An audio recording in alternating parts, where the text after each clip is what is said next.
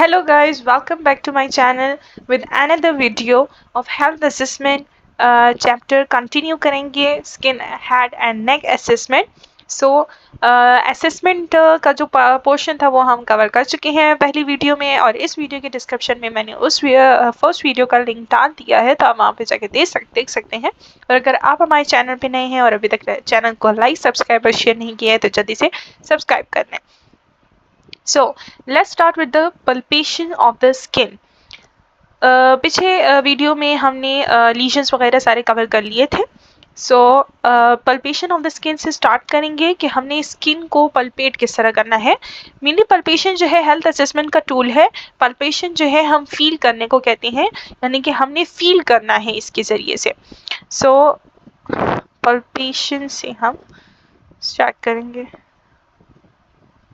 Okay, so first है palpate. जब हम करेंगे स्किन को, हमने टेम्परेचर को किस तरह चेक करना है। साथ साथ हम एमसीक्यूज को भी कवर करते जाएंगे कि इसमें एमसीक्यूज किस टाइप के आ सकते हैं।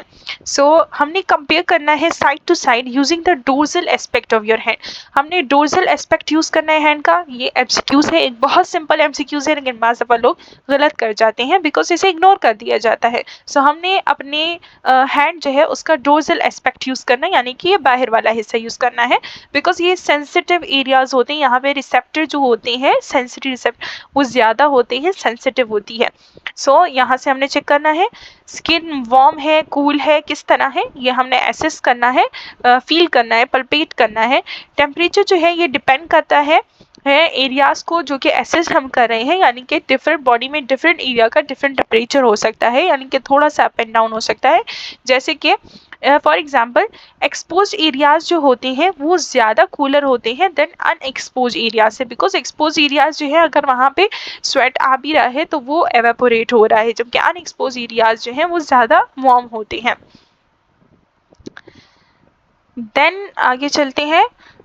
इसके बाद है कि लोकल विद इंक्रीज। अब टेम्परेचर जो है इसमें एबनॉर्मल फाइंडिंग्स क्या आ जाएंगी। एबनॉर्मल फाइंडिंग्स अगर हम यहाँ पे देखें, टेम्परेचर जो है इसकी एबनॉर्मल फाइंडिंग एंड रेशनेस क्या है कि local area with increase temperature. अगर लोकलाइज्ड एरिया यानी कि पूरी बॉडी में कोई एक हिस्सा, यानी कि अगर पाँव का या सिर्फ हाथ का टेम्परेचर इंक्रीज हो गया है, हम क्या एनालाइज करेंगे, हमें क्या लगेगा कि इस पेशेंट को क्या प्रॉब्लम हो सकती है। इन्फ्लेमेटरी प्रोसेस के केस में ये हो सकता है, इन्फेक्शन के केस में हो सकता है, कोई बर्न हुआ है या फिर सर्कुलेशन जो है उस एरिया में इंक्रीज हो गई है इन्फेक्शन की वजह से। इन्फेक्शन इन्फ्लामेशन जब प्रोसेस होता है तो उसमें ब्लड सर्कुलेशन इंक्रीज हो जाती है उस एरिया में। तो लोकलाइज अगर टेम्परेचर इंक्रीज हुआ है तो ये केसेस हो सकते हैं। जनरलाइज यानी कि अगर होल बॉडी का टेम्परेचर इंक्रीज है तो ये फीवर के केस में हो सकता है। एंड अगर लोकलाइज टेम्परेचर डिक्रीज हुआ है, यानी कि कूलर है, किसी बॉडी का कोई एक हिस्सा कूलर है, तो डिक्रीज सर्कुलेशन की डिक्रीज होने की वजह से हो सकता है as well as arterial occlusion हो सकती है, यानी कि जब आर्टरी ऑक्लूड हो जाएगी, ब्लॉकेज उसमें आ जाएगा तो सर्कुलेशन डिक्रीज हो जाएगी एंड टेम्परेचर उस एरिया का बहुत डाउन हो जाएगा। Then generalize decrease in temperature, यानी कि अगर होल बॉडी का टेम्परेचर जो है वो डिक्रीज हो गया है। देन एक्सपोजर टू और शॉक, यानी कि इसमें है कि शॉक में जा सकता है पेशेंट। अगर होल बॉडी का, अगर आपने देखा होगा अक्सर बीपी डाउन हो जाता है, डाउन बीपी में बंदा शॉक में जा सकता है, उनका जो पूरी बॉडी होती है वो बिल्कुल ठंडी पड़ जाती है। देन आते हैं मॉइस्चर पे। सेकंड हमने पल्पेट करना है मॉइस्चर को। हमने स्किन का मॉइस्चर देखना है कि स्किन कितनी मॉइस्ट है, ड्राई है, किस तरह है। तो अब हमने देखना है कितनी मॉइस्ट है, तो लाइट पल्पेशन हम करेंगे। ये डिपेंड करता है एनवायरमेंटल कंडीशन पे भी एंड पेशेंट के एज पे भी डिपेंड करता है। एल्डरली पीपल जो होती हैं उनकी स्किन मेनली ड्राइड होती है, ड्रायर होती है, मॉइस्ट नहीं होती, बिकॉज उनमें स्वेट की प्रोडक्शन कम हो जाती है। विद एज स्वेट प्रोडक्शन कम होती जाती है, तो एल्डरली पेशेंट का जो स्किन होगा वो ड्रायर होगा देन जो है जो यंग एज के होंगे। एंड देन एक्सपोज एरियाज जो होती हैं वो ड्रायर होते हैं देन अनएक्सपोज एरिया से। वही स्वेट वाली बात आ गई कि वो एवापोरेट हो जाता है एक्सपोज एरिया का, एंड अनएक्सपोज से वो नहीं होता। जैसे कि हम देख लें कि एक्जिला जो होता है, एक्जिला ज़्यादा मॉइस्ट होता है अगर हम हैंड के बनिस्बत देखें। देन इसमें एबनॉर्मल फाइंडिंग्स क्या आ सकती हैं कि इंक्रीज मॉइस्चर, अगर मॉइस्चर इंक्रीज हो गया है तो ये क्या केस हो सकता है कि एबनॉर्मलिटी हो सकती है। फीवर के केस में भी मॉइस्चर इंक्रीज होगा क्योंकि बहुत टेम्परेचर बॉडी का अंदर से ज़्यादा हो जाता है तो स्वेट प्रोडक्शन होती है उस टेम्परेचर को बैलेंस रखने के लिए। एंड थायरोटॉक्सिकोसिस यानी कि हाइपरथायरॉयडिज्म में हो सकता है। जब हाइपरथायरॉयडिज्म होता है बॉडी का मेटाबॉलिक सिस्टम जो है वो फास्ट हो जाता है, मेटाबॉलिज्म ज़्यादा होती है, एनर्जी ज़्यादा प्रोडक्शन होती है एंड देन हमारे जो स्वेटिंग है सब कुछ जो है जितने भी वो फंक्शंस है वो इंक्रीज हो जाते हैं। एंड डिक्रीज मॉइस्चर, मॉइस्चर कब कम होगा, जब डिहाइड्रेशन हो जाएगी, माइक्सजिमा के केस में हो सकता है यानी कि हाइपोथायरॉयडिज्म के केस में हो सकता है। एंड क्रोनिक नेफ्राइटिस यानी कि अगर इन्फ्लेमेशन हो गई है नेफ्रॉन्स की, किडनीज की। Then palpation of the skin में थर्ड है टेक्सचर। टेक्सचर हम किस तरह देखेंगे, इसकी क्या असेसमेंट टेक्निक्स है। सो टेक्सचर में हमने देखना है लाइट पल्पेशन हम यूज करेंगे टेक्सचर को एसेस करने के लिए एंड ये वैरी करता है यानी कि सॉफ्ट भी हो सकता है, fine to coarse and thick भी हो सकता है। Okay, soft and fine to coarse and thick भी हो सकता है। सो डिपेंडिंग करता है एरिया पे जो कि हम एसेस करें, पेशेंट के एज पे डिपेंड करता है टेक्सचर। सो एक्सपोज स्किन जो होती है, अब ये वाला बहुत ज़्यादा इंपॉर्टेंट टॉपिक है फॉर द एमसीक्यूज के लिए। सो एक्सपोज स्किन जो होती है यूजुअली सॉफ्ट होती है देन अनएक्सपोज स्किन से। ओके, एंड एक्सटेंसर सर्फेसिस जो होती हैं जैसे कि एल्बो एंड उसकी स्किन जो है वो कोरस होती है एंड नीज की। एक्सटेंसर सर्फेसिस क्या होते हैं यानी कि हमारे जो जॉइंट है जहाँ पे एक्सटेंड होती है, ठीक है, एक्सटेंशन होती है जिनकी, तो अगर एल्बो पर हम देख लें तो वहाँ की स्किन कोरस होती है, नीज की देख लें वहाँ की भी कोरस होती है, ठीक है, खुदरी खुदरी सी होती है। एंड यंगर पेशेंट जो होता है उनकी सॉफ्टर स्किन होती है। So infant has very soft skin, younger patient की सॉफ्ट स्किन होती है। सो जो इन्फेंट्स होंगे, बच्चे होंगे, उनकी स्किन बहुत ज्यादा सॉफ्ट होगी। देन कोरस थिक, अब इसमें एबनॉर्मलिटी कब आ जाएगी कि अगर कोरस थिक और ड्राई स्किन है, ये आपने अब याद रखने हैं ये एबनॉर्मलिटीज जिसमें एमसीक्यूज काफी ज्यादा आ सकते हैं। कोरस थिक और ड्राई स्किन होगी तो हाइपोथायरॉयडिज्म की वजह से, हाइपोथायरॉयडिज्म ये फाइंडिंग हो सकती है, एबनॉर्मलिटी हो सकती है। स्किन जो है बिकम मोर फाइन टेक्सचर्ड, बहुत ज्यादा फाइन टेक्सचर्ड हो जाएगी अगर हाइपरथायरॉयडिज्म, यानी कि हाइपरथायरॉयडिज्म में स्किन जो है बहुत ज्यादा थिन हो जाती है। And smooth thin shiny skin, smooth thin और शाइनी स्किन कब होगी, जब आर्टीरियल इनसफिशिएंसी के केस में होगी, यानी कि आर्टरीज जो है वहाँ उसमें कोई ब्लॉकेज आ गया है और वहाँ पे ब्लड सप्लाई सही नहीं हो रही। थिक रफ स्किन कब होगी, जब वेनस इनसफिशिएंसी होगी, यानी कि वेनस वेन जो है वहां पे उसमें ब्लड जो है सही से फ्लो नहीं कर रहा, हाँ इनसफिशिएंट हो गए हैं, कोई ब्लॉकेज आ गई है, कुछ हो गया है। सो थिक और रफ स्किन होगी वहां की। ये एमसीक्यूज पॉइंट ऑफ व्यू से बहुत ज्यादा इंपॉर्टेंट है। ओके, ये एमसीक्यूज में आपके ये आ सकता है। देन चलते हैं फोर्थ पॉइंट पे, टर्जिडिटी। टर्जिडिटी हम चेक करते हैं। सो टर्जिडिटी में अब यहाँ पे भी एक एमसीक्यूज है कि जो टगर हम टेस्ट करते हैं, जेंटली पिंच करते हैं फोल्ड ऑफ स्किन को अनएक्सपोज एरिया पे, जैसे कि बिलो द क्लैविकल्स, बिलो द क्लैविकल्स, ये क्लैविकल्स है बिलो, इसके हमने स्किन को पिंच करना है और नोट करनी है टेंटिंग, उसकी टर्जिडिटी टेंट जो है वो देखनी है, नोट करनी है। इलास्टिसिटी जो है ये डिक्रीज होती जाती है एज के साथ, बिकॉज कोलेजन जो है वो कम होता जाता है। एक्सपोज एरियाज जो होते हैं ये लेस, उनमें टर्जिडिटी होती है, एक्सपोज एरियाज में लेस टर्जिडिटी होती है देन अनएक्सपोज एरिया से। ये और टर्गर जो है ऑफन हम यूज करते हैं हाइड्रेशन स्टेटस को भी एसेस करने के लिए यूज करते हैं, बट बिकॉज टर्गर जो है ये टर्जिडिटी जो है ये एज के साथ डिक्रीज होती जाती है, इसलिए ये एक इम्पॉर्टेंट टूल यानी कि यूजफुल टूल नहीं है एल्डरली पेशेंट में, इसे हाइड्रेशन स्टेटस हम एसेस नहीं कर सकते हैं। यंगर पेशेंट में कर सकते हैं लेकिन एल्डरली में नहीं। फिर एल्डरली क्लाइंट में कौन कौन सी फिजिकल चेंजेस आ जाती है उनकी स्किन में, टर्जिडिटी लॉस हो जाती है, हमने अभी पढ़ा, इलास्टिसिटी लॉस हो जाती है, wrinkles अपीयर हो जाते हैं, skin appear thin and transparent, thin हो जाती है, ट्रांसपेरेंट सी हो जाती है, क्लियर होती है। स्किन जो है ये ड्राई एंड फ्लेकी होगी क्योंकि स्वेट ग्लैंड की प्रोडक्शन जो है वो स्वेट प्रोडक्शन कम हो जाती है उनमें, फ्लेकी होगी यानी कि बहुत ज़्यादा जो हम कहते हैं कि खुश्क होगी। एंड फ्लेक्स होंगे उस पे। सबिशियस ग्लैंड जो होते हैं ये लेस एक्टिव होते हैं। Okay, sebaceous gland oil secreting gland होते हैं जिसकी वजह से स्किन अगर वो सिक्रेट नहीं हो रहे हैं सो ड्राई हो जाएगी। एज के साथ ये सारे फंक्शन जो है डिक्रीज हो जाते हैं। हेयर एंड नेल्स का क्या है? कर्लिंग है। हमने जब हिस्ट्री हम लेंगे तो हमने फोकस करना है क्या उनके हेयर कर्ल है, स्ट्रेट है, रीसेंट उनकी कोई कीमोथेरेपी तो नहीं हुई जिससे उसके हेयर अफेक्ट हो रहे हैं, बिकॉज कीमोथेरेपी में क्या हो जाता है हेयर लॉस होती है। Presence of disease hypothyroidism, hypothyroidism या हाइपरथायरॉयडिज्म तो नहीं है। हाइपोथायरॉयडिज्म में हेयर जो है ये थिन हो जाते हैं एंड हाइपरथायरॉयडिज्म में हेयर जो है ये शाइनी होती हैं, प्यारे हो जाते हैं। ऐसे हमें लगता है लेकिन ये उसका एक एडवर्स इफेक्ट है। नेल्स नर्सिंग हिस्ट्री फोकस करेगी। नेल्स के अगर हमने हिस्ट्री लेनी है तो हमने देखना है कि कोई प्रीवियस उन्हें पहले से इलनेस या इंजरी तो नहीं है, पेरिफेरल सर्कुलेटरी कोई डिजीज तो नहीं है उन्हें, या फिर एक्सेसिव थिकनिंग तो नहीं हो गई नेल्स की। देन एग्जामिनेशन जब हम नेल्स की करेंगे तो हमने इंस्पेक्ट और पल्पेट करना है फिंगर नेल्स को भी, टो नेल्स को भी। हमने एडहेरेंस देखना है कितना नेल बेड के साथ वो एडहेर है। कलर देखना है कि कोई साइनोसिस या पैलर तो नहीं है यानी कि यहाँ पे हमने कैपिलरी रीफिल टेस्ट हम करते हैं। कंटोर एंड शेप हमने देखना है कि जो नेल्स है तो वो किस शेप में है। क्लबिंग चेक करनी है। क्लबिंग ये इम्पोर्टेंट पॉइंट है यहाँ पे। क्लबिंग जो है इसका एंगल हमने चेक करना है। नॉर्मल एंगल जो है 160 होता है, अगर 160 से ये ज्यादा हो जाता है 180 तक चला जाता है then we called it clubbing. Clubbing हम किस तरह चेक करते हैं? हमारे जो थंब के नेल्स है उसको अगर हम दोनों हाथ के थंब नेल्स लेके आपने दोनों को करीब लाना है, उसका एंगल बनाना है, उसके दरमियान का एंगल जो होगा 160 होगा तो नॉर्मल है, अगर इससे ज्यादा हुआ तो मतलब क्लबिंग है।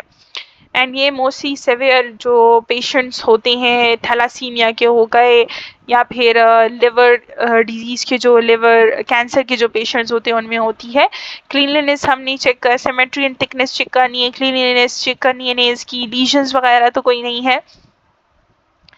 क्लबिंग यहाँ पे आपको दिखाई जाए कि नॉर्मल फिंगर जो है उसका ये एंगल है एंड देन क्लब फिंगर जो है उनके नेल्स इस तरह के होते हैं, उनका जो एंगल होता है वो 180 से ज़्यादा हो जाता है। देन फिंगर नेल्स जो है, अब यहाँ पे डिफरेंट टाइप के फिंगर नेल्स के हम पढ़ेंगे एंड ये बहुत ज़्यादा इंपॉर्टेंट है आपके एमसीक्यूज के लिए। So take a focus on it. Clubbing सबसे पहले है। सो यहाँ पे आप देख सकते हैं कि ये क्लबिंग में ये नेल जो है बिल्कुल नीचे की तरफ चला गया है। Dorsal phalanx surrounded and bulbous. अब डोर्सल फैलिंक्स जो है ये देखिए राउंड भी है और बल्ब की तरह हो गई है। Convexity of nail plate increase. Nail plate की जो कन्वेक्सिटी है, अब ये देखें ये कन्वेक्स शेप में जा रहा है, ये इंक्रीज हो गया है, ये कन्वेक्सिटी जो है ये इंक्रीज हो गई है। एंगल जो है between plate and proximal nail fold increase to 180 degree. अब ये जो नेल है और इसके और ये नेल फोल्ड जो है ये नेल फोल्ड है, सो इसके दरमियान का जो एंगल है ये 180 से ज्यादा हो गया है। प्रॉक्सिमल फोल्ड फील स्पॉन्जी, यहाँ पे जो प्रॉक्सिमल फोल्ड होगा ये स्पॉन्जी होगा। मेनी कॉजिंग इसमें ये chronic hypoxia and lung cancer में होता है। देन है पैरोनिकिया। पैरोनिकिया हम किसे कहते हैं? पैरोनिकिया में inflammation of proximal and lateral nail. Lateral nails जो हैं उनकी प्रॉक्सिमल और लैटरल, यानी कि प्रॉक्सिमल ये जो बॉडी के करीब है इसे हम प्रॉक्सिमल कहते हैं एंड देन ये लैटरल जो है लैटरल साइड्स ये क्या होती है? इन्फ्लेम्ड हो जाती हैं। फोल्ड जो होंगे यहाँ पे ये जो फोल्ड्स हैं ये रेडेंड हो गए हैं, स्वेल हो गए हैं, इस पिक्चर में भी दिख रहा है एंड टेंडर भी होते हैं यानी कि टच करने पे पेन भी होता है। देन है ऑनिकोलाइसिस। ऑनिकोलाइसिस में हम क्या है? पेनलेस सेपरेशन होती है नेल प्लेट की फ्रॉम नेल बेड से, यानी कि नेल बेड से ये नेल्स जो हैं ये खुद ही सेपरेट हो जाते हैं एंड ये डिस्टली से स्टार्ट, देखिए यहाँ से ये अब ये सेपरेट होना स्टार्ट हो गया है। इसके बहुत सारे कॉजेज हो सकते हैं। टेरी नेल्स हम किसे कहते हैं? Whitish with distal band of reddish brown, white है एंड डिस्टल बैंड जो है उसका रेडिश ब्राउन है। ये एजिंग में भी होता है एंड सम क्रोनिक डिजीजेस में भी हो सकता है। फिर है ल्यूकोनिकिया। ल्यूकोनिकिया जो है व्हाइट स्पॉट होते हैं, ट्रॉमा की वजह से हो सकते हैं, ये देखिए व्हाइट स्पॉट्स होते हैं लेकिन ये नेल जब ग्रो करता है तो ये इसके साथ खत्म हो जाते हैं। ट्रांसवर्स लाइन वाइट लाइंस क्या होती हैं? ये कर्व्ड वाइट लाइंस सिमिलर होती हैं टू कर्व ऑफ लैनुला के, यानी कि ये जो लैनुला है इसकी यहाँ पे ये जो दिख रहा है आपका, अब हर एक के नेल में होता है लैनुला, लैनुला की तरह ये कर्व होता है और ये इलनेस एंड ग्रो आउट करता है नेल के साथ ही, ये किसी इलनेस की वजह से डिफरेंट डिजीजेस में हो सकता है। सो ये था हमारे नेल्स का एग्जामिनेशन, डिफरेंट टाइप्स के थे। हेयर की किस तरह एग्जामिनेशन करनी है, क्वालिटी हमने चेक करनी है, हेयर जो है थिक है थिन है, क्वांटिटी चेक करनी है, ज़्यादा घने बाल हैं नहीं है, डिस्ट्रीब्यूशन चेक करनी है कि इवनली डिस्ट्रीब्यूटेड, कहीं पे कोई गायब तो नहीं है, यानी कि कोई पैच ऐसा हो हेड में कि जहाँ पे कोई हेयर ना हो। क्लीनलीनेस चेक करनी है कि उसमें कोई लाइसिस वगैरह जुए वगैरह तो नहीं है, या फिर कोई खुश्की वगैरह तो नहीं है। पैटर्न ऑफ लॉस हमने चेक करना है, क्या पैच के फॉर्म में है या फिर झड़ रहे हैं बाल, पैटर्न किस तरह यानी किस तरह लॉस हो रहे हैं। एंड देन इन्फेस्टेशंस हमने चेक करनी है। फिर इसके बाद है इंस्पेक्ट करना है हमने हेयर को, हेयर को किस तरह से हम इंस्पेक्ट करेंगे। स्काल्प हेयर डिस्ट्रीब्यूशन हमने देखना है, सो हमने क्वांटिटी एंड डिस्ट्रीब्यूशन चेक करनी है, एसेस करना है एरियाज को पैटर्न के लिए, यानी कि किस पैटर्न में अगर हेयर लॉस हो रहा है तो किस पैटर्न में हो रहा है actual hair loss. With smooth skin beneath or whether hair has been broken off near the scalp, यानी कि एक्चुअल हेयर लॉस हो रहा है या नहीं, यानी कि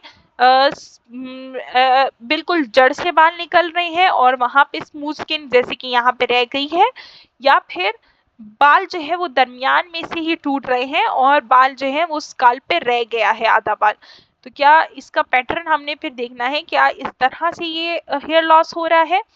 with palpebral stubble over the skin, यानी कि स्टबल है यानी कि उसमें कुछ ना कुछ बाल रह गए हैं, आधे आधे टूटे हैं। टू हेयर लॉस जो होता है ये अक्कर होता है मैनी कंडीशंस में। फिर है जेंडर एज एंड जेनेटिक्स जो है ये अफेक्ट करती है हेयर डिस्ट्रीब्यूशन को। हेयर जो है ये इवनली डिस्ट्रीब्यूटेड है या नहीं, exceptions are normal balding pattern हो सकते हैं कॉमन टू मेन और पर्सन ऑफ एडवांस एज जो होंगे तो उनमें बाल्डिंग का पैटर्न हो सकते हैं। सबसे ज़्यादा यहाँ से जो है एलोपीशिया उन्हें हो सकता है, एलोपीशिया तो है एक डिजीज़ है। एंड देन ये नॉर्मल बाल्डिंग भी हो सकती है, हेयर थिन हो जाते हैं विद एज के साथ, ये भी आपने याद रखना है। एबनॉर्मल फाइंडिंग्स इसमें क्या होंगी कि जनरलाइज हेयर लॉस, यानी कि अगर पूरी जो स्काल्प है उसमें से अगर हेयर लॉस हो रहा है तो ये न्यूट्रिशन डिफिशिएंसी की वजह से हो सकता है, हाइपोथायरॉयडिज्म के केस में हो सकता है, लूपस इरिथेमेटस के केस में हो सकता है, ये डिजीज है ऑटोइम्यून, थायराइड डिजीज में हो सकता है, और कोई डिसऑर्डर हो और सिचुएशन हो यानी कि स्ट्रेस की वजह से हो सकता है, सीरियस इलनेसेस हो, या फिर मेडिकेशन के साइड इफेक्ट की वजह से भी हो सकता है। पैची एलोपीशिया जो है ये एसोसिएटेड होता है विद एलोपीशिया एरेटा हो सकता है। एलोपीशिया एरेटा जो है ये ऑटो इम्यून डिसऑर्डर है जिसमें क्या होता है कि पैची हेयर लॉस होती है, यानी कि पैच में हेयर लॉस होता है सारे हेयर लॉस नहीं होते। ट्राइकोटिलोमेनिया जो है ये भी एक हेयर पुलिंग डिसऑर्डर है जो कि मेंटल हेल्थ कंडीशन से रिलेटेड है, जिसमें रिपीटेटिव हेयर लॉस होता है एंड फंगल इन्फेक्शन की वजह से लॉस हो सकता है। टीनिया कैपिटिस यानी कि रिंग वॉर्म होकर हो जाता है हेयर में, यानी कि जैसे कि डायग्राम में आप देख सकते हैं कि ये फुल हेयर लॉस हो गया है, यहाँ पे ये पैचेस हैं, रिंग वॉर्म है, एंड देन यहाँ पे ये पैच है ट्राइकोटिलोमिया एलोपीशिया एरेटा जिसे हम कहते हैं, ये टीनिया कैपिटिस हो गया एंड ये फुल एलोपीशिया हो गया। फिर है inspection of the hair, hair की हम किस तरह इंस्पेक्शन करेंगे। सबसे पहले बॉडी हेयर पे आती है, बॉडी हेयर को किस तरह इंस्पेक्ट करेंगे। फाइन बॉडी हेयर जिसे हम विलस भी कहते हैं, ये ऑल ओवर द बॉडी हमारे पूरी जिस्म पे बाल होते हैं। जेंडर एज एंड जेनेटिक्स जो है ये इन्फ्लुएंस करता है, चेंज आएंगे, ये अफेक्ट करता है बॉडी हेयर की डिस्ट्रीब्यूशन को, अमाउंट को। मैन जो है यूजुअली मोर हेयर होते हैं चेस्ट पे, उनके चेस्ट पे बहुत ज़्यादा हेयर होते हैं। प्यूबर्टी जो है ये मार्क करता है ऑनसेट ऑफ प्यूबिक हेयर, यानी कि जब प्यूबर्टी हो जाती है तो प्यूबिक हेयर ग्रोथ स्टार्ट हो जाती है इंक्रीज यानी कि एक्सिला एंड लेग्स पे जो है हेयर ग्रोथ इंक्रीज हो जाती है।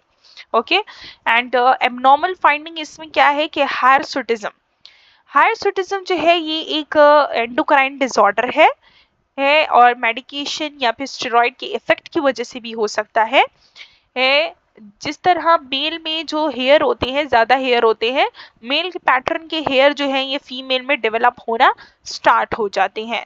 फॉर इंस्टेंस एक्सेसिव फेशियल और ट्रंक हेयर होते हैं, यानी कि फेस पे बहुत ज्यादा हेयर निकल आते हैं, ट्रंक पे होते हैं, है यानी कि मेल पैटर्न के हेयर जो है फीमेल में आ जाते हैं। This disorder is called hirsutism, excessive hair growth. And then colour inspect करेंगे, कलर को, फेशियल कलर को इंस्पेक्ट करेंगे, wide range of normal colour variation, grey colouring occur होती है एज के साथ, हेयर के जो कलर है ये एज के साथ ग्रे होता जाता है। And then condition of scalp हमने इंस्पेक्ट करना है कि स्काल्प जो है क्या वो इंटैक्ट है, कोई लीजन वगैरह या पेडिकुलोसिस यानी कि लाइसिस वगैरह तो नहीं है। एबनॉर्मल फाइंडिंग इसमें क्या होगी, स्केलिंग ऑफ स्काल्प, यानी कि स्काल्प में अगर स्केल्स हो गए हैं, फ्लेकी अपीयरेंस है उसकी, देन ये डैंड्रफ की वजह से होता है, सबोरिया की वजह से होता है, सोरियासिस की वजह से हो सकता है। ये डिफरेंट जो है स्किन कंडीशंस है जो कि हम इससे पहले वाली वीडियो में डिस्कस कर चुके हैं। एंड एक्जिमा एटोपिक डर्माटाइटिस की वजह से हो सकता है सो एटोपिक डर्माटाइटिस जो है ये एक्जिमा इसका दूसरा नाम है। ये क्रोनिक इन्फ्लेमेटरी स्किन कंडीशन होती है जिसमें स्किन जो है ये इन्फ्लेम्ड होती है, ड्राई एंड इची हो जाती है। Palpation of the hair and scalp, कि किस तरह पल्पेशन करेंगे। सो लाइट पल्पेशन से हम एसेस करते हैं हेयर को, एंड पल्पेट करेंगे, एसेस करेंगे स्काल्प को। स्काल्प जो है ये मोबाइल होगा यानी कि मूवेबल होगा एंड नॉन टेंडर होगा, उस टच करने पे पेन नहीं होगा। जेनेटिक्स जो है ये इन्फ्लुएंस करता है हेयर के टेक्सचर को। ओके, देन अब ये वाले इंपॉर्टेंट जो है पॉइंट्स हमने एमसीक्यूज के लिए नोट कर लेने हैं कि ड्राई कोरस हेयर जो है यानी कि ड्राई भी होगा एंड कोरस होगा, यानी कि बहुत ज्यादा जो कोर्स हेयर होती है यानी कि कुदरे कुदरे से हो। सो हाइपोथायरॉयडिज्म के केस में हो सकता है। फाइन एंड सिल्की हेयर होंगे हाइपरथायरॉयडिज्म के केस में। टेंडरनेस यानी कि ऑन टच जब अगर कोई पेन हो रहा हो स्काल्प पे तो ये लोकलाइज इन्फेक्शन को इंडिकेट करता है। इंस्पेक्शन पल्पेशन हम स्किन की किस तरह करेंगे, हमने स्किन में कलर ऑर्डर इंटीग्रिटी को चेक किया जो कि हम पिछले वीडियो में ये कर चुके हैं। लीजन्स की मॉर्फोलॉजी, उनकी डिस्ट्रीब्यूशन, पैटर्न, लोकेशन, ये सब हमने कवर किया। पल्पेशन में हमने टेम्परेचर देखा भी पड़ा, टग पड़ा, टेक्सचर, मॉइस्चर, लीजन अगर है तो उसकी इंस्पेक्शन हमने किस तरह करनी है। एंड देन हेयर का हमने पढ़ लिया कि उसे हमने टेक्सचर देना है, स्काल्प को देखना है, tenderness, mobility and then nails का हमने colour, condition, shape, angle of attachment, clubbing के बारे में पढ़ा। टेक्सचर पल्पेट हम जब करेंगे तो टेक्सचर कैपिलरी रिफिल देखेंगे एंड डॉक्यूमेंट करेंगे फाइंडिंग्स। सो ये सारा जो है हमने डॉक्यूमेंट्री सिस्टम में करना है। हेड की एनाटॉमी पे आते हैं कि हेड जो है इसमें सूचर्स, हेड के जो है मेनली 4 सूचर्स होते हैं। सो फोर सूचर, सबसे पहला जो है वो है कोरोनल सूचर, देन नेक्स्ट है सैजिटल सूचर। कोरोनल सूचर जो है ये फ्रंटल एंड पैराइटल बोन को जोड़ता है। सैजिटल सूचर जो है ये 2 पैराइटल बोन के दरमियान में होता है। स्क्वैमस सूचर जो है थर्ड पे ये टेम्पोरल एंड पैराइटल बोन के दरमियान में होता है। लैम्बॉयड सूचर जो है ये ऑक्सीपिटल एंड पैराइटल बोन के दरमियान में होता है। ये पैराइटल बोन है, फ्रंटल है, ऑक्सीपिटल है, टेम्पोरल बोन है। नासल बोन है, जाइगोमैटिक होती है, चीक बोन्स होती है, मैक्सिला होता है, मैंडिबल होते हैं है, एंड एक्सटर्नल एकॉस्टिक मीटर्स होता है, मेस्टॉइड प्रोसेस होता है, यहाँ से क्रेनियल नर्व स्टार्ट हो जाती है। देन ये स्कल की एनाटॉमी हो गई। एंड देन पैरानेजल साइनसेस, ये बहुत ज़्यादा इंपॉर्टेंट है। पैरानेजल साइनसेस आपने याद रखने 4 पेयर होते हैं साइनसेस के। पेयर का वर्ड आपने कहीं पे भी यहाँ पे जो है भूलना नहीं है कि 4 पेयर होते हैं साइनसेस के। फ्रंटल साइनसेस होते हैं 2, इथमॉइड साइनस होते हैं 2, स्फीनॉइड होते हैं जो कि नीचे होते हैं ब्रेन के, एंड मैक्सिला के 2 होते हैं। ओके, एंड लार्जेस्ट जो होते हैं मैक्सिला वाले होते हैं। देन आती हैं डायग्राम्स की तरफ, ये भी बहुत ज़्यादा इंपॉर्टेंट है। पैरोटिड डक्ट यानी कि हमारे पास जो ग्लैंड्स हैं, सो सबलिंगुअल ग्लैंड है एक एंड सब मैंडिबुलर ग्लैंड है, पैरोटिड ग्लैंड है। सो ये 3 टाइप्स की ग्लैंड हो गए, salivary and parotid glands and सब मैंडिबुलर। ये 3 टाइप के सिलेवरी ग्लैंड्स है, पैरोटिड, सबलिंगुअल एंड सब मैंडिबुलर। देन थायराइड ग्लैंड जो है, यहाँ पे इसकी एनाटॉमी ये बहुत ज़्यादा ज़रूरी है। ये ऑस्की में अक्सर आ जाता है कि थायराइड ग्लैंड है, थायराइड कार्टिलेज है, थायराइड बोन है, right thyroid lobe, left thyroid lobe, cricoid cartilage है, इस्थमस है जहाँ पे दो थायराइड जब आपस में मिलता है जिस पॉइंट पे से इस्थमस कहते हैं, एंड ट्रैकिया है। इसमें नेक्स्ट इंपॉर्टेंट जो है वो है नोड्स, lymph नोड्स है, सर्विकल lymph नोड्स। सो यहाँ पे डिफरेंट lymph नोड्स लोकेटेड होते हैं। प्री ऑरिकुलर lymph नोड हम कहते हैं जो कि ईयर के फ्रंट पे होता है, एंड पोस्ट ऑरिकुलर जो कि बैक ऑफ द ईयर होते हैं, ऑक्सीपिटल के साइड पे जो होते हैं, हेड के नीचे सुपरफिशियल होंगे, पोस्टीरियर सर्विकल होंगे, टॉन्सिलर होते हैं, सब मेंटल, सब मैंडिबुलर होंगे, ये हम नीचे जाके पढ़ेंगे डिटेल से। देन हेड की एनाटॉमी हमने अभी पढ़ ली, ये सारे bones, parotid gland, submandibular gland and bones. History, health history हम किस तरह लेंगे? सो हेल्थ हिस्ट्री जो है ये आइडेंटिफाई करता है एनी रिलेटेड सिम्टम को और रिस्क फैक्टर को, एंड अगर कोई डिजीज प्रेजेंस तो नहीं है जो कि अफेक्ट कर रही है, इन्वॉल्व है हेड, फेस एंड नेक पे, एंड ये ऑल्सो डिटेक्ट करता है एनी अदर डिसऑर्डर्स को भी जो कि अफेक्ट करते हैं दी स्ट्रक्चर को। हेल्थ हिस्ट्री इंक्लूड करता है बायोग्राफिकल डेटा, हमने लेना होता है, यानी कि उसकी जो पर्सनल इंफॉर्मेशन होती है, पेशेंट की करंट हेल्थ क्या है, उसकी पास्ट हेल्थ हिस्ट्री क्या है, पास्ट में उसे कोई डिजीज या इंजरी वगैरह तो नहीं हुई, फैमिली हिस्ट्री क्या है, फैमिली में कोई डिजीज रन कर रही है जो कि अभी पेशेंट को लग गई है, जैसे कि डायबिटीज हो गया, थैलासीमिया हो गया, साइकोसोशल हिस्ट्री उसकी क्या है, यानी कि साइकोलॉजिकली क्या वो वेल है या नहीं है, उसे कोई मेंटल डिस्ट्रेस तो नहीं है। रिव्यू ऑफ सिस्टम हम करेंगे, सारे सिस्टम उसे रिव्यू करेंगे, एक एक को असेस करेंगे। सिम्पटम एनालिसिस हम करते हैं, क्या उसे हेडेक्स होते हैं, जॉ टाइटनेस या पेन वगैरह है, नेक पेन, स्टिफनेस वगैरह तो नहीं है, नेक में कोई मास तो नहीं है, नेजल कंजेशन या साइनस ब्लॉक तो नहीं है, साइनसाइटिस तो नहीं हो गया, नोज ब्लीडिंग तो नहीं है, ईपिस्टिक्स तो नहीं है, माउथ लीजन्स प्रेजेंट है या नहीं है, माउथ अल्सर्स हैं, माउथ एंड डेंटल पेन हमें देखना है, सॉर थ्रोट एंड हॉर्सनेस देखनी है कि अगर सॉर थ्रोट है क्या उसकी जो वॉइस है वो हॉर्सनेस में हो रही है, हॉर्सनेस में जा रही है या नहीं। देन ये केस स्टडी फाइंडिंग है जो कि अगर आप जस्ट इसे रीड दे दें, बिकॉज ये इतना ज़्यादा इम्पॉर्टेंट है नहीं, समझने के लिए है। पास्ट हेल्थ हिस्ट्री हम किस तरह लेते हैं, जियोग्राफिकल डेटा में हम पूछते हैं कि क्या वो मैरिड है, नहीं मैरिड, उसकी एज क्या है वो जॉब क्या करता है, ये सारी चीज़ें हमने पूछे। करंट हेल्थ हिस्ट्री में हमने पूछा उसे करंट क्या प्रॉब्लम है फीवर हुआ है उसे, एंड क्या ये पहले उसे हो, फिर पास हेल्थ हिस्ट्री में मुझे क्या उसे पहले ये फीवर हो चुका था, एलर्जिक रिएक्शन हुए थे या नहीं हुए थे। फैमिली हिस्ट्री हम पूछते क्या फैमिली में किसी को एलर्जी तो नहीं है, रिव्यू ऑफ सिस्टम करते हैं, जनरल हेल्थ सर्वे हम करेंगे, इंटीग्यूमेंट्री सिस्टम को असेस करेंगे, हीन को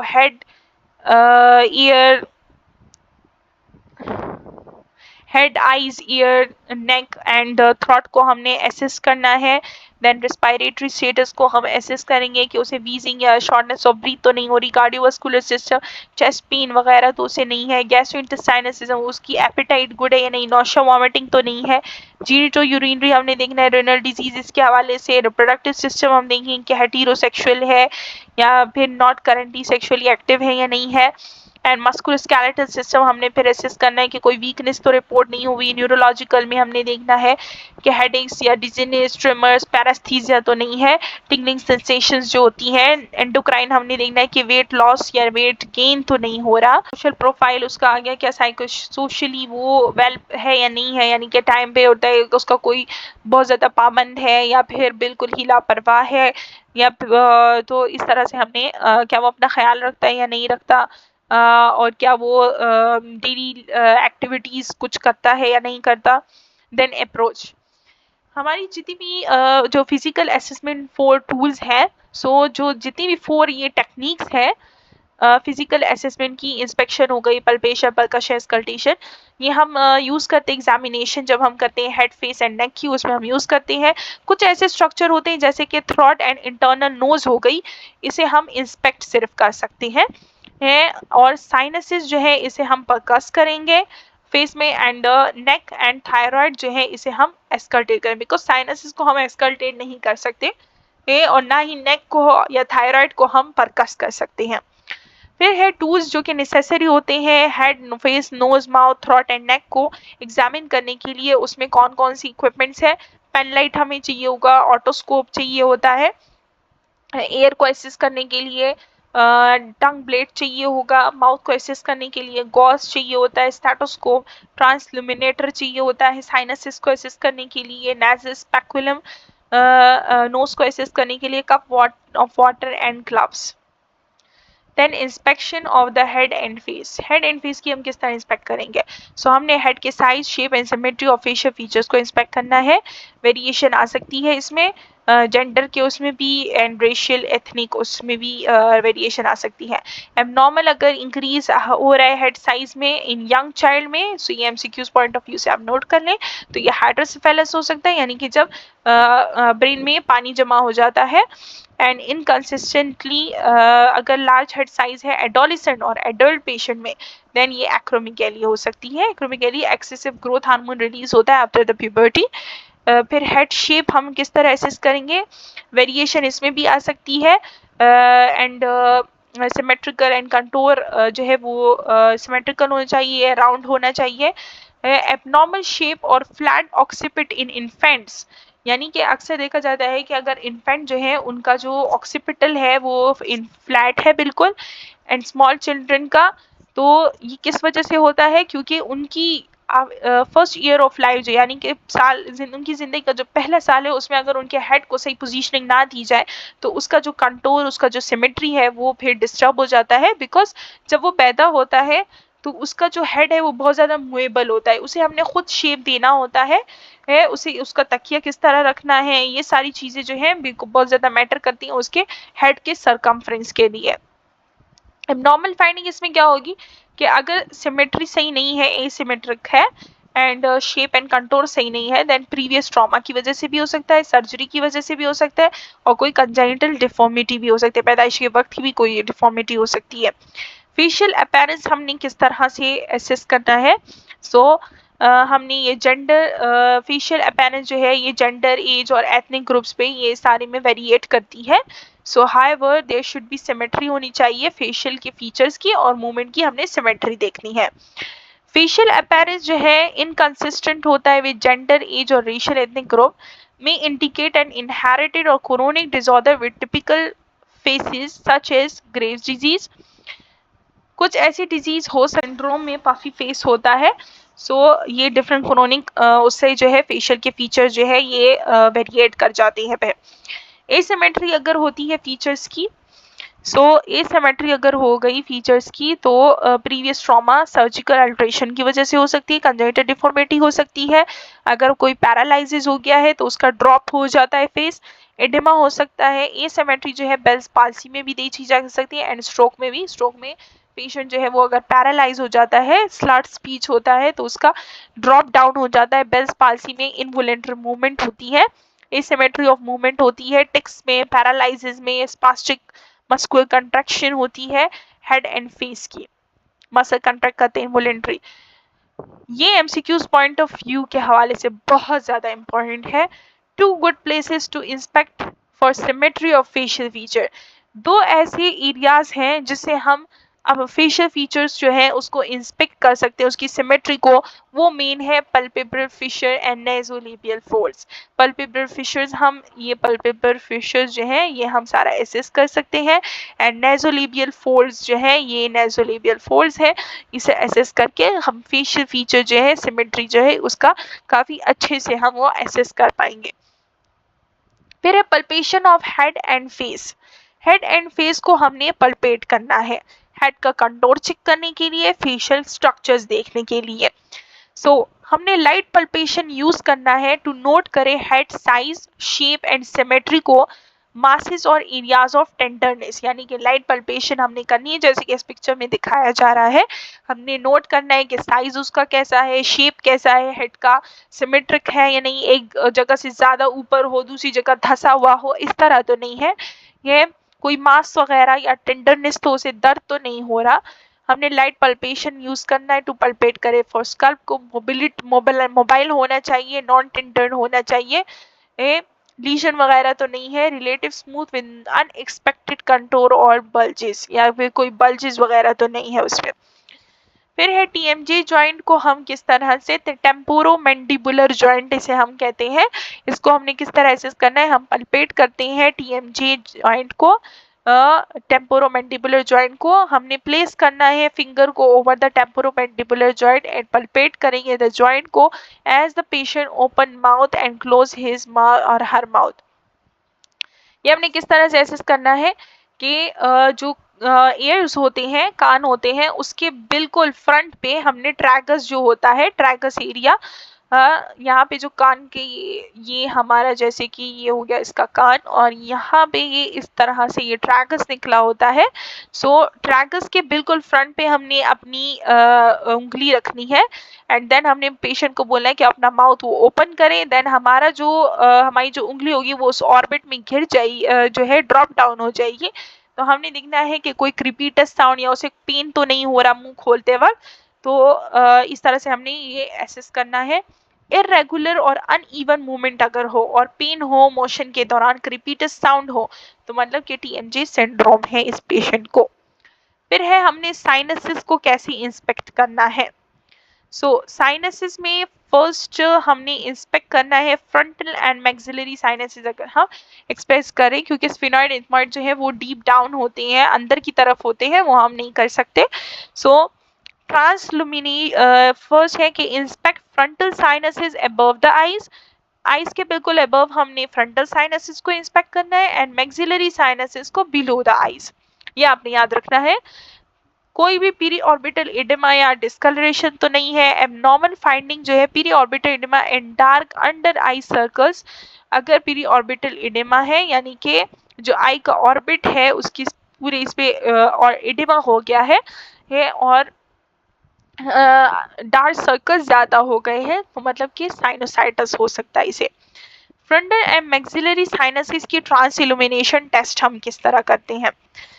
ट्रांसलुमिनेशन जो है ये साइनसिस को असेस करने के लिए टेस्ट है। ट्रांसलुमिनेशन हम करते हैं फ्रंटल साइनसिस की, या अपनी एमसीक्यूज के हवाले से इसकी एक एक चीज याद रखनी है कि हमने किस पार्ट को किस तरह से असेस करना है। By shining light upward under eyebrow, हमने जो ट्रांस इल्यूमिनेटर होता है, हमने लाइट को, या फिर हम इसके लिए पेन लाइट भी यूज कर सकते हैं। हमने पेन लाइट लिया, हमने बिल्कुल आईब्रो जो है ये इसके नीचे रखा, देन लाइट जो है वो ट्रांस इल्यूमिनेट होगी अबव द आईज, ओके, ट्रांसमिनेशन होगी। तो फ्रंटल साइनसिस जो है normally red glow noted above eyebrow, eyebrow के नीचे हमने रखा, अबव हमें रेड ग्लो दिखा, मतलब कि ये साइनसिस नॉर्मल है। देन मैक्सिलरी साइनसिस को हमने शाइन करना है लाइट को below eyes while looking for a red glow on the roof palate of the mouth, हमने बिलो आईज की ये करना है ग्लो, पेशेंट को बोलना है कि अपना माउथ खोले, देन हमने ये जो पैलेट है इसके ऊपर देखना है कि ट्रांस इल्यूमिनेशन यानी कि लाइट आ रही है या नहीं। तो normally red glow roof of the mouth पे होगा, पैलेट पे होगा। Expected variation include absence of trans, अगर ट्रांस इल्यूमिनेशन लाइट ना हुआ, because the ability to transmit is depend on the thickness of the bone overlying the structure examined, मतलब कि sinuses block है एंड साइनोसाइटिस है। Absence of transformation over one sinus when opposite structure trans illuminate, अगर एक sinus trans illuminate कर रहा है दूसरा नहीं करना, मतलब कि म्यूकोजल थिकनेस हो गई है, साइनस फुल हो गया, साइनोसाइटिस है। Absence of trans illumination must be considered होगा विद अदर फाइंडिंग के साथ भी हम देखेंगे। फिर है पल्पेट, हम किस तरह पल्पेशन करेंगे साइनसिस की, तो साइनस को हमने इंस्पेक्ट किया, अब पल्पेट करेंगे। पल्पेशन जो है फ्रंटल साइनसिस की, ये आपने एमसीक्यूज के लिए याद रखना है कि pressing upward just below the eyebrows, यानी कि अपवर्ड की तरफ हमने प्रेस करना है बिलो आईब्रोज से। टेंडरनेस हमने नोट करनी कि दर्द हो रहा है या नहीं। पल्पेट करना है मैक्सिलरी साइनसिस को बाय प्रेसिंग करते हैं बिलो आईज। नॉर्मली कोई टेंडरनेस नहीं होगी एंड एबनॉर्मली टेंडरनेस प्रेजेंट होगी, में इंडिकेट करेगा इन्फेक्शंस और एलर्जिक साइनोसाइटिस हो सकता है, इन्फ्लेमेशन हो सकती है साइनसिस की। देन परकशन हम किस तरह, अब हम परकशन करेंगे साइनसिस की। तो फ्रंटल साइनसिस को हमने डायरेक्ट, इसमें हम डायरेक्ट परकशन यूज करते हैं। डायरेक्ट परकशन यानी कि जिसमें एक हैंड से हम डायरेक्ट परकस करते हैं, और एक इनडायरेक्ट परकशन होती है। इनडायरेक्ट परकशन में हमने दोनों हैंड को यूज करना होता है प्लेक्सर और प्लेक्सीमीटर जिसे हम कहते हैं है। देन इमीडिएट और इमीडिएट, डायरेक्ट परकशन को हम इमीडिएट भी कहते हैं। ये बहुत ज्यादा very very important for MCQs, okay, very important for MCQs. So direct percussion को हम इमीडिएट भी कहते हैं और इनडायरेक्ट परकशन को हम मीडिएट परकशन भी कहते हैं।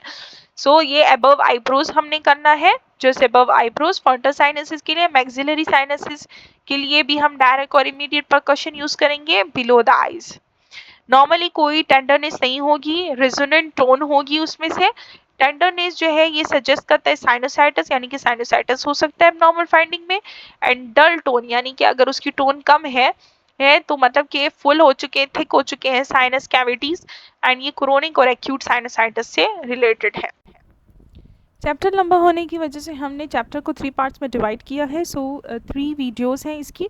डिस्क्रिप्शन में ये आप जाके फर्स्ट, सेकंड एंड थर्ड दोनों वीडियोस, तीनों वीडियोस देख सकते हैं। ये सेकंड पार्ट है वीडियो का। सो अगर आपको वीडियो आपके लिए ये वीडियो हेल्पफुल रही एंड आपको वीडियो पसंद आई तो लाइक, सब्सक्राइब एंड शेयर करना मत भूलिएगा। साथ में एक अच्छा सा कमेंट कर दीजिएगा।